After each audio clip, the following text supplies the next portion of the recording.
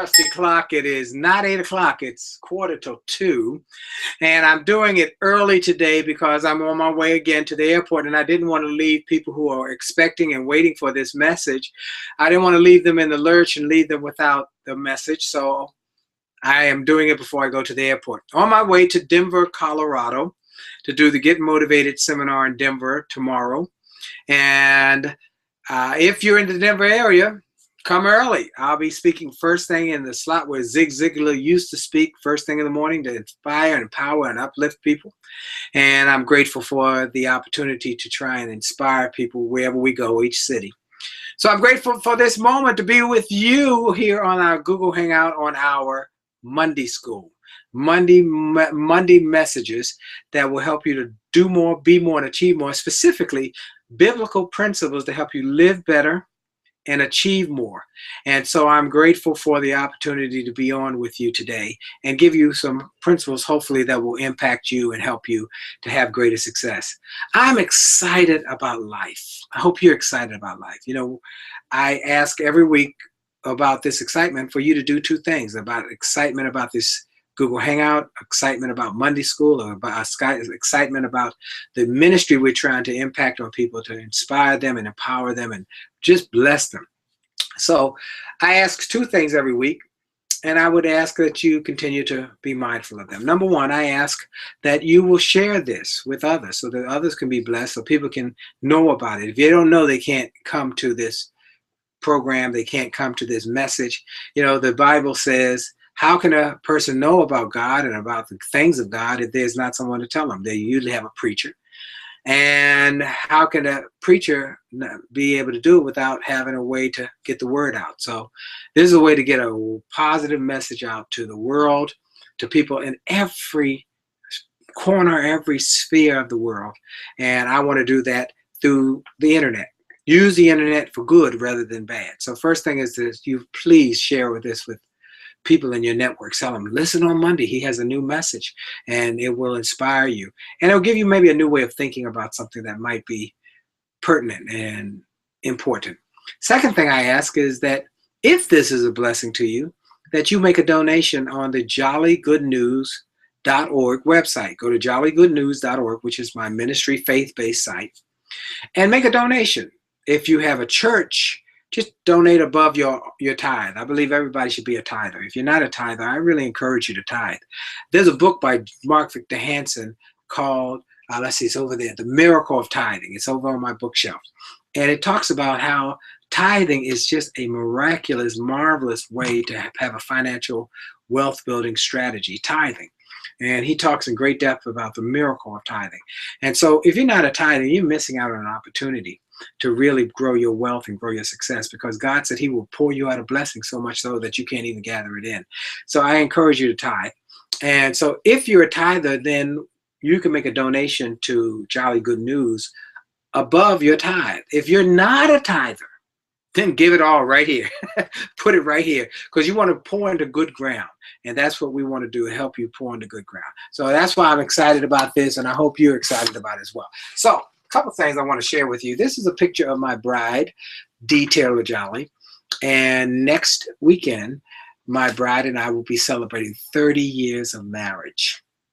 Yay! 30 years of marriage, 30 years of us being together as a married couple. We dated 4 years before that, but we've been married for 30 years. June 28th, 1985, we got married, and we've been married for 30 years, and people ask all the time, what are the secrets to success in marriage?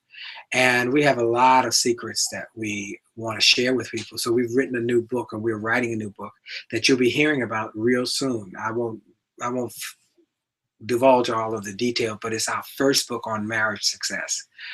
And one of the tools that we have found to be successful in marriage success, and I'll share this with you, is make God a equal part of your marriage. In fact, make him the majority owner of the marriage, a majority partner in this marriage.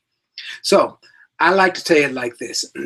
A triangle, if you took, all of the insides of a triangle, or you took a triangle, we say it 100%, but they actually is 180 degrees, 180% degrees of information and area in a triangle. But let's just say if you took all of that and you put it into a 100% mindset, okay, 100% mindset, then this would be 33%, this would be 33%, and one corner would have to be 34%. 33 is 66, and that means there's 34% left of ownership. Well, we believe that a marriage should be 33 husband, 33 wife, and 34 God. And he gets the majority percentage of this marriage. And that you make a commitment not just to each other, but to the Lord. When you take your vows, your marriage vows, you say, I vow to God. And so that is why we want to encourage people to make him an equal part of the marriage, that he can play a part, put him in the marriage, make decisions that are godly, that are God focused. What would God do? What would we do in this marriage with God involved? And I'm telling you, over these 30 years, that has played a wonderful, tremendous role in us staying together. Because let me tell you, I'll tell you the truth. And I told my son this, that marriage is challenging. It's difficult. It's hard work initially. But if you get some principles and strategies and techniques and tools that you will employ consistently, then it becomes less hard labor and really a wonderful journey. So we thought of these tools early on because we had some bumps in the road. And once we got those tools and techniques and strategies and ideas and insights on how to be more effective. And someone had told us, make sure you put God in it and learn that with you and God, y'all can win. So that's what we've done. We pray together, we eat together, we travel together. We're almost always together. We actually are together about 20 hours a day. People say, y'all are together that much? I would kind of kill my mate. I said, no, you don't kill him. But we are together a lot because we enjoy each other. So make God an equal or really a majority owner of your marriage, and your marriage will do better. It will have greater success. So my bride and I will be celebrating 30 years on June 28th. So we're grateful for that. Now, in the few minutes I have left, I want to talk about some things that are on my heart. I was on NBC National News this weekend. I was at a service for the people who died in Charleston at the Metropolitan AME Church here in Washington, D.C. I just had a calling, a vision, a urging, a yearning, a pulling. I just had to be there. I had a lot on my plate on last Friday, but I told Cheryl, my assistant, I've got to go. I just got to leave, and I got to go to this service. Just something is saying I got to go, and I'm glad I did. Well, as I'm walking to the church, Vernon Jordan, the great icon, was coming out. And he said, Brother Jolley. I said, Brother Jordan. And we just slapped hands. And the television crew that was standing there said, wow, you know Vernon Jordan? I said, oh, yeah. I've known Vernon Jordan for a while. And the guy's name was Steve Handelsman, who is the correspondent, national news correspondent for NBC News. He said, well, who are you? I said, I'm Dr. Willie Jolley. Oh, Willie Jolley. Yeah, I've heard your name. I said, great. He said, could I interview you? I said, of course you could. And he asked me some questions. First question he asked me, do you blame the government for this massacre at a church in Charleston? I said, well, not directly, no. I mean, first of all, I don't put blame on situations, circumstances, except the devil. The devil gets blamed. But people, don't use it blaming people. Blame game is not a good game. It's just not a good game to play, because you get in a habit of blaming people, and blame just sits there. No one takes action. Okay, so I don't do a lot of blaming and making accusations and pointing a finger at people, because I have a part to play in it too. And so I said, no, I don't particularly blame the government per se, except for the fact that the government won't make logical, rational decisions about guns. And we're in a society now where guns and gun violence is ruling. Now it's a church. Before it was a school with little children. Then it was a movie theater. Then it was a school in Colorado called Columbine. It's been one after another. Mass shootings because of guns. And I know people have a desire to honor the Second Amendment, that you should have the right to bear arms. I understand that. I got a lot of friends who are NRA members, a lot of friends who have guns, a lot of friends who talk about their guns. But if a gun is designed, created for killing people,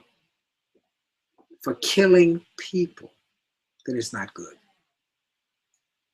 It's not good.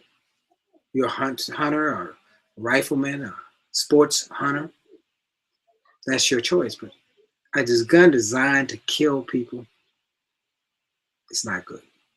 And so I said that. And I said, we are living at a time where we're seeing more and more of these tragedies. When will it stop? If you're on my newsletter, you would have read my piece last week. The great pastor, Martin Niemöller, who was a German who was put in an occupation camp. He wrote a powerful piece, or concentration camp. He wrote a powerful piece. He said, they came for the Social Democrats, but I was not a Social Democrat, so I didn't say anything. Then they came for the trade unionists, but I was not a trade unionist, so I didn't say anything.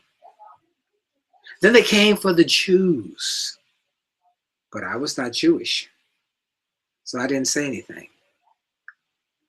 Then they came for me, and there was no one left to say anything. And I went to the concentration camp.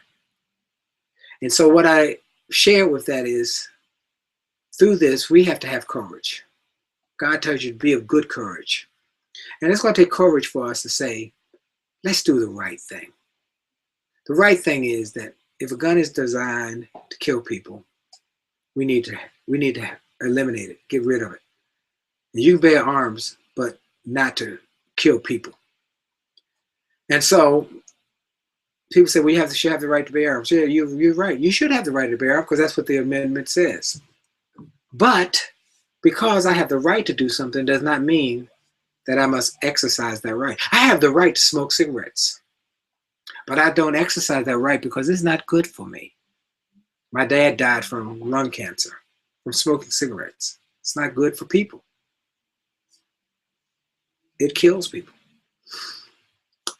I have the right to drink, but I don't exercise that right because in America, far too many people, the door of opportunity is wide open, and far too many people are too drunk, too high, too stoned to walk through the door of opportunity. It's not good. It would not be good for me. I've had family members who were alcoholics and squandered great opportunities, squandered great gifts. It wouldn't be good for. And so I have the right to bear arms. I don't think that'd be good for me. People say, well, you can protect your house, protect your home, but then you get in a shootout with somebody. This is not how we are to operate. And it has not been good for our country. My friends in Australia, whenever I visit Australia or Japan, they say, what is wrong with you Americans? Why are you so in love with guns and kill each other? Every day we're seeing on the news more and more people. Let's look at Chicago, the inner cities. Let's look at D.C., inner cities, New Jersey, Newark, Philadelphia, inner cities. People shooting each other up with guns. And it's not just white people, it's black people, white on white crime, white on black crime with this killing in the church, black on black crime, black on white crime. It's all because we have a proliferation of guns in our community that it's not good for us. It's not working. It's not working. When you have little children in school, we have people, old people in a church, 87 years old, getting shot. When you have movie theater, people going to a theater and get shot up because somebody had a gun. So you have the right to bear arms. Oops, there's my phone. They don't know this is the time of the day that I can't talk to them. You have the right to bear arms, but that doesn't mean you have to exercise that right. So I'm encouraging you to be courageous, to be courageous today and say, we got to stop. We got to make some wise decisions. We have to come to a realization that this can't go on like this, where we're killing each other, shooting each other. It's not going to work. So I'm encouraging you. And so I told that on NBC News, and it made the national news. If you Google NBC, if you go to NBC News and look for Steve Handelman, there's a piece that he recently did about the Church of Metropolitan AME Church in Washington. I'm featured briefly on there. Whatever the case, I'm encouraging you to have courage. I'm encouraging you to pray about this. I'm encouraging you to trust God, and that we will make the best of a bad situation, of this situation with these people who were killed in this church while they were praising God, worshiping the Lord of Lords, the King of Kings. That there'll be good that comes out of this. That somebody has to stop. Somebody has to have the courage. Who shall go, God, send me? When you get that kind of courage, you get that kind of commitment, things start to happen in your life. So that's what I want you to do. Have courage. So again, as we close out today, I want to invite you to do my two things. Share this with friends, family, loved ones.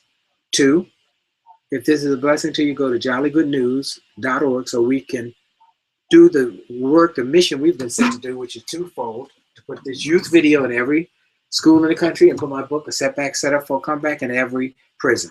This is to help those who are in prison realize their past is not equal to their future, and that they can change their thinking, they can change their future. And this is to keep them from going to prison in the first place, to give them some wise counsel, some wise ideas, some success stories, some mindset development, some transformational thinking, some encouragement, some uplift and motivation, that they will be excellent in school, excellent in their studies, and excellent as citizens. And that's what we're going to do, put that in every school, put that in every prison, and we're going to try and bless people worldwide with this mission. Are you with me? Do you want to be with me? Can you help me with this? I would appreciate it. jollygoodnews.org. Make a donation. Thank you so much for your time today. This is a shorter version, but I got to get out of here. I got to go to the airport and fly. My arms are going to be so tired when I get to Denver.